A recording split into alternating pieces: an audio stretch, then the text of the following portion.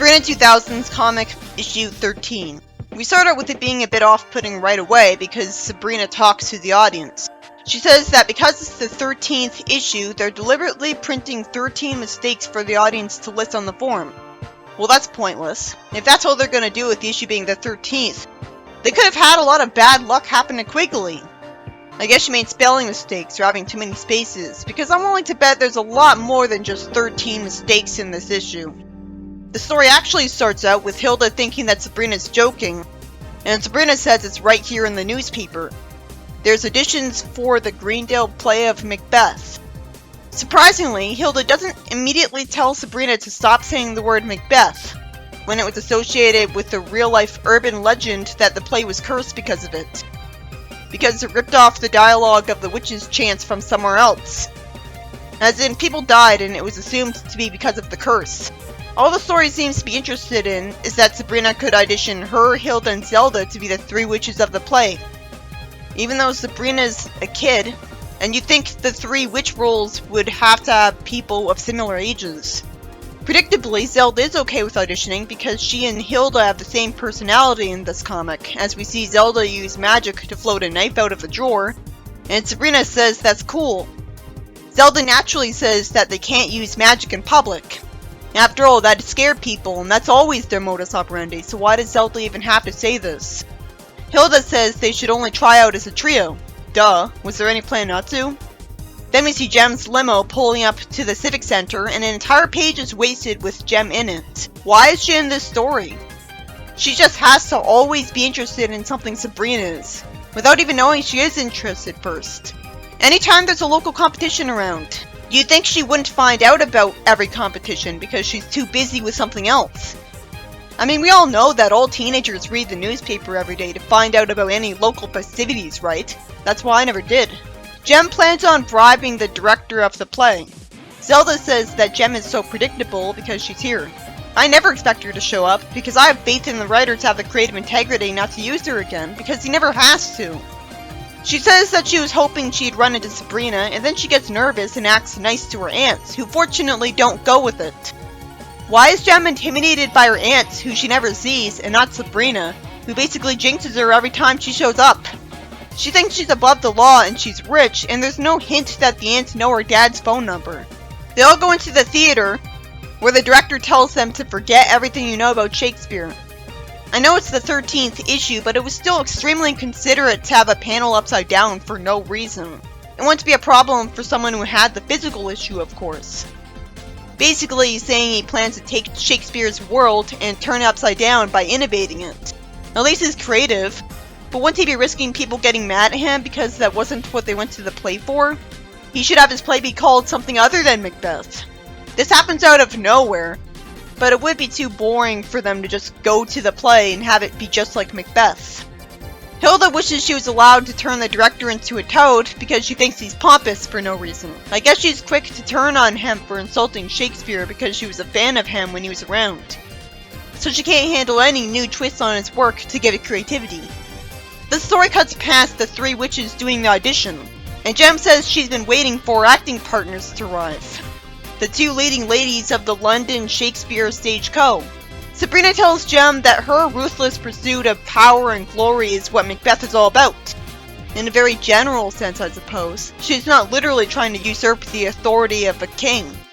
Gem frustrates Sabrina because she didn't even read the play. And Zelda and Hilda waste panels reacting to the fact that those actresses are with Gem, when I'd have assumed they'd have heard everything Sabrina did because they had no reason not to be close by at the time.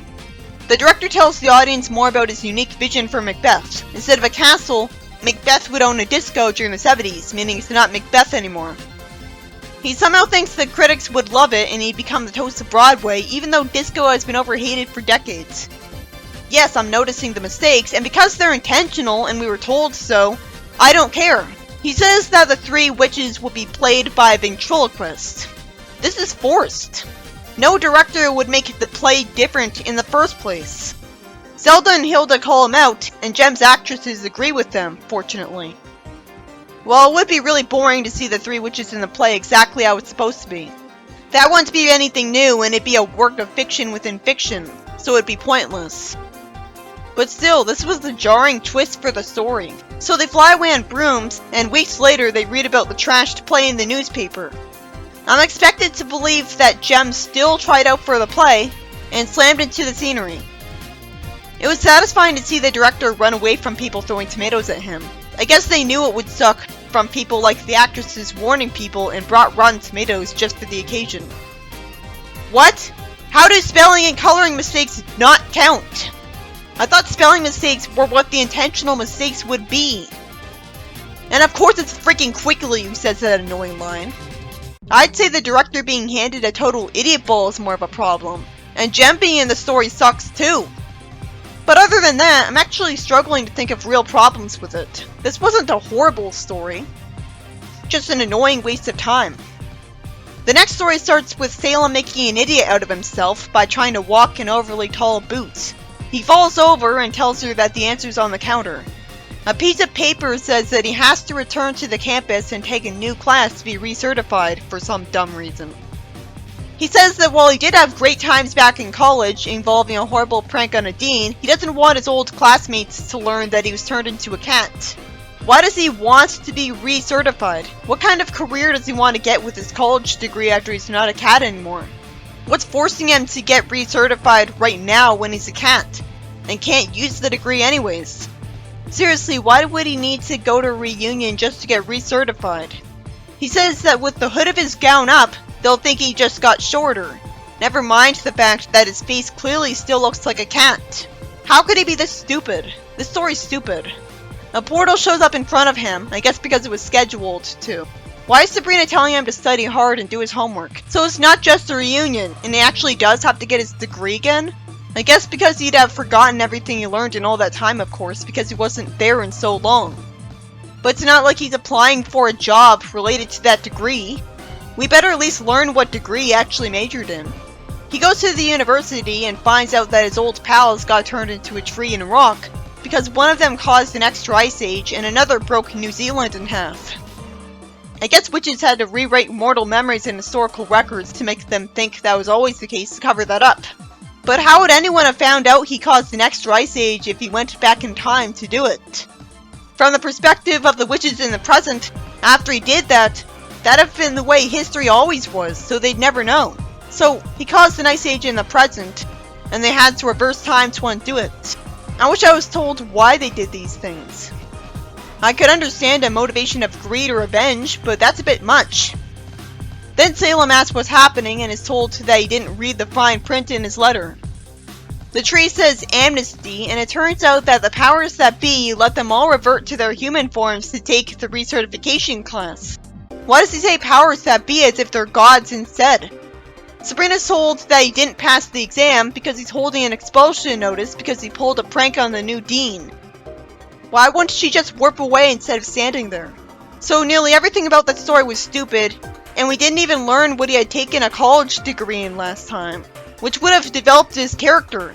And if he's that quick to pull a huge prank and get expelled, I have to wonder why he didn't get expelled on the first day last time, and not even get called back for the story. In the next story, Sabrina isn't in the mood for a dancing class because her regular teacher is still out of town. Zelda says that any dancing is better than none and decides to bring her to the class on their way to the mall. And it's revealed that she loves all kinds of dancing, which makes sense since she's lived for hundreds of years, so she'd have to get a bunch of hobbies and talents to stay busy. Hilda says that Zelda has a weakness for dancers too, and predictably, for the sake of having a plot about it, while Sabrina's regular teacher is female, her replacement is a guy. So 20 minutes later, Zelda was dancing with him while all of the other students weren't. Because he's implausibly unprofessional. Hilda calls Zelda out for putting on a display in Sabrina's class, and she fortunately explains that he asked her to demonstrate. Hilda says that she should have known better than to lead her to a dance class. Then why did she? The dance teacher says he's gonna actually teach now and wants her to come for a private lesson tomorrow. Why is Hilda opposed to her sister being made happy? It's not like she's never wanted to date a mortal, so that's not it. Zelda warps Hilda to the mall, which has security cameras in it to catch thieves. I guess the spy witch got rid of the camera evidence and erased the memory of any mortal that saw it. It's nice of Sabrina and Quigley to be supportive of Zelda going to that private lesson. I expected Sabrina to be annoyed with her after last time, but instead she said to say hi to the teacher for her, and says that Zelda just wants to dance. Hilda uses magic to give her 2 big left feet so that she trips.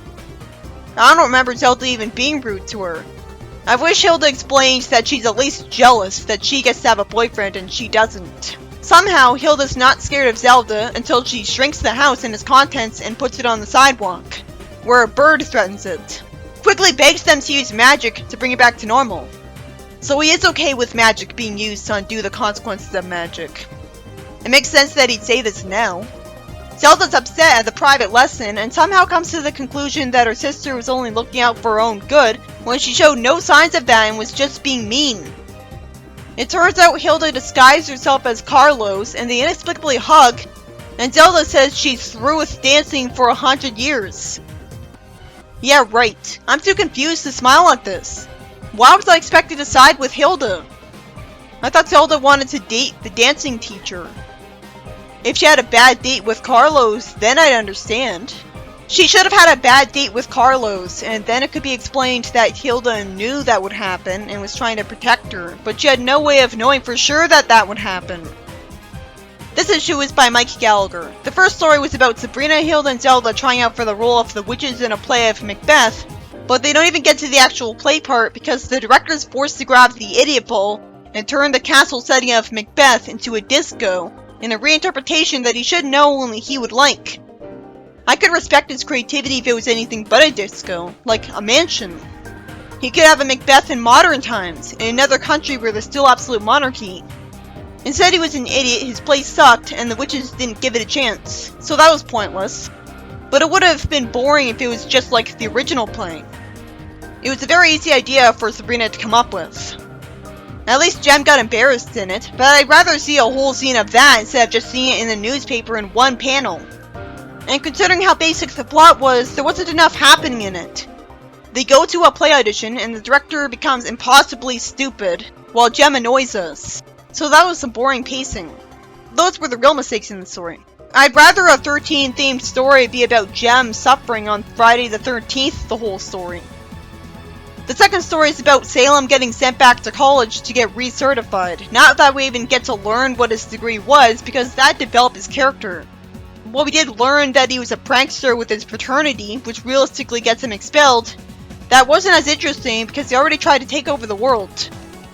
I don't know why Salem and them were expected to get recertified that day when they didn't apply for a job with that degree, and they're busy being punished and can't use their renewed degrees for anything. The final story is one of my least favorite tropes, informed wrongness, which is one of the easiest ways to make a story bad. It was Sabrina's substitute teacher who did something selfish by asking Zelda to dance with him when he was supposed to be teaching the students to. But he did have an excuse with it because it was meant to demonstrate the dance. Really, they were just lonely and wanted to date each other. But who was Hilda to stand in the way of that? What gave Hilda the right to replace Carlos on her and try to ruin her private lesson with him? It was her that she had a problem with for putting a display on in Sabrina's class. And she's not against dating mortals herself. He was being flirtatious with a woman he just met.